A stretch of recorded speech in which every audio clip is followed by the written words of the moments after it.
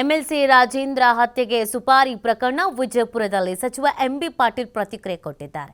ಗೃಹ ಸಚಿವರು ಪೊಲೀಸರು ಕೇಸ್ ಬಯಲಿಗೆಳಿದ್ದಾರೆ. ಪಕ್ಷದಲ್ಲಿ ದೂರು ಕೊಡುವ ಬಗ್ಗೆ ಯಾವುದೇ ಒತ್ತಡ ಇಲ್ಲ, ದೂರು ಕೊಡೋದು ಅವ್ರಿಗೆ ಬಿಟ್ಟ ವಿಚಾರ ಅಂತ ಸಚಿವ ಪ್ರತಿಕ್ರಿಯೆಯನ್ನು ಕೊಟ್ಟಿದ್ದಾರೆ. ವಿಜಯಪುರದಲ್ಲಿ ಸಚಿವ ಎಂಬಿ ಪಾಟೀಲ್ ಈ ವಿಚಾರಕ್ಕೆ ಸಂಬಂಧಪಟ್ಟಂತೆಗೆ ಪ್ರತಿಕ್ರಿಯೆಯನ್ನು ಈ ರೀತಿಯಾಗಿ ಕೊಟ್ಟಿದ್ದಾರೆ. ಗೃಹ ಸಚಿವರು ಪೊಲೀಸರು ಕೇಸನ್ನು ಬಯಲಿಗೆ ಎಳಿತಾರೆ ಅನ್ನುವಂಥ ವಿಚಾರವನ್ನು ಹೇಳಿದ್ದಾರೆ. ಹಾಗೆಯೇ ಪಕ್ಷದಲ್ಲಿ ದೂರು ಕೊಡುವ ಬಗ್ಗೆ ಯಾವುದೇ ಒತ್ತಡ ಇಲ್ಲ, ಅಂದರೆ ಎಲ್ಲೋ ಒಂದು ಕಡೆಯಲ್ಲಿ ಒತ್ತಡ ಹೇರಲಾಗ್ತಿದೆ, ಅದಕ್ಕೇನೆ ದೂರು ಕೊಡೋದಕ್ಕೆ ಮೀನಾಮೇಷ ಎಣಿಸ್ತಾ ಇದ್ರು, ಈ ಥರದ್ದೆಲ್ಲ ಹೇಳಲಾಗ್ತಾ ಇತ್ತು. ಆ ಥರದ್ದೆಲ್ಲ ಏನೂ ಇಲ್ಲ ಅನ್ನೋದನ್ನು ಇಲ್ಲಿ ಪ್ರತಿಕ್ರಿಯೆ ಕೊಡ್ತಾ ಇದ್ದಾರೆ.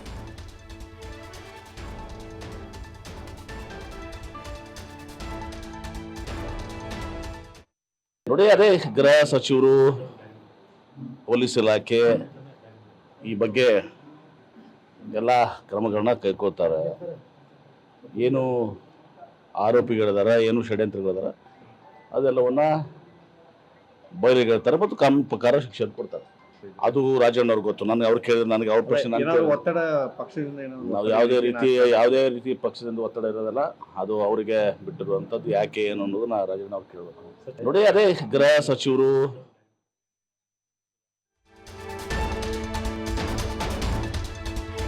ಯತ್ನಾಳ್ ಅವರು ನಮ್ಮ ಪಕ್ಷಕ್ಕೆ ಅರ್ಜಿ ಹಾಕಿಲ್ಲ, ಅರ್ಜಿ ಹಾಕಿದ್ರು ಅವರನ್ನ ಕಾಂಗ್ರೆಸ್ಗೆ ಸೇರಿಸಿಕೊಳ್ಳೋದು ಕಷ್ಟ.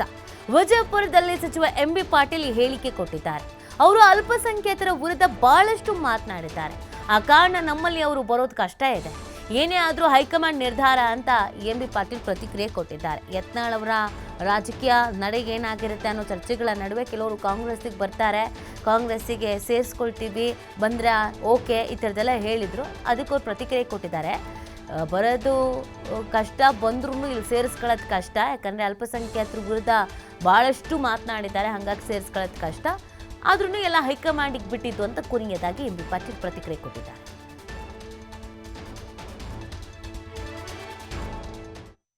ನಾನು ಹೇಳಿದಾರಲ್ಲ, ಅವ್ರು ಅರ್ಜಿ ಹಾಕಿಲ್ಲ, ಅರ್ಜಿ ಹಾಕ್ಲಾರ್ದು ನಾನು ಮಾತಾಡೋದು ಸೂಕ್ತ ಅಲ್ಲ. ಒಂದು ವೇಳೆ ಅರ್ಜಿ ಹಾಕಿದ್ರು ಕೂಡ ನಮ್ಮ ಪಕ್ಷದಲ್ಲಿ ಬಹಳ ಕಷ್ಟ ಇದೆ. ಯಾಕಂದ್ರೆ ಅವರು ಒಂದು ಸಮುದಾಯವನ್ನ, ಒಂದು ಧರ್ಮದ ಜನರನ್ನ ಬೇಕಾಬಿಟ್ಟಿ ಇವತ್ತು ದಿವಸ ಅಪಮಾನ ಮಾಡಿದ್ದಾರೆ, ಅಸಹ್ಯ ಮಾಡಿದ್ದಾರೆ, ಕೀಳಾಗಿ ಮಾತಾಡಿದ್ದಾರೆ. ಹೀಗಾಗಿ ನಮ್ಮ ಪಕ್ಷದಲ್ಲಿ ಅವರು ಅರ್ಜಿ ಹಾಕಿಲ್ಲ, ಹಾಕಿದ್ರು ಕೂಡ ಬಹಳ ಕಷ್ಟ ಇದೆ. ನಮ್ಮ ಪಕ್ಷದಲ್ಲಿ ನಾನು ಹೇಳಿದಾರಲ್ಲ, ಅವ್ರು ಅರ್ಜಿ ಹಾಕಿಲ್ಲ, ಅರ್ಜಿ ಹಾಕ್ಲಾರ್ದು ನಾನು ಮಾತಾಡೋದು ಸೂಕ್ತ ಅಲ್ಲ. ಒಂದು ವೇಳೆ ಅರ್ಜಿ ಹಾಕಿದ್ರು ಕೂಡ ನಮ್ಮ ಪಕ್ಷದಲ್ಲಿ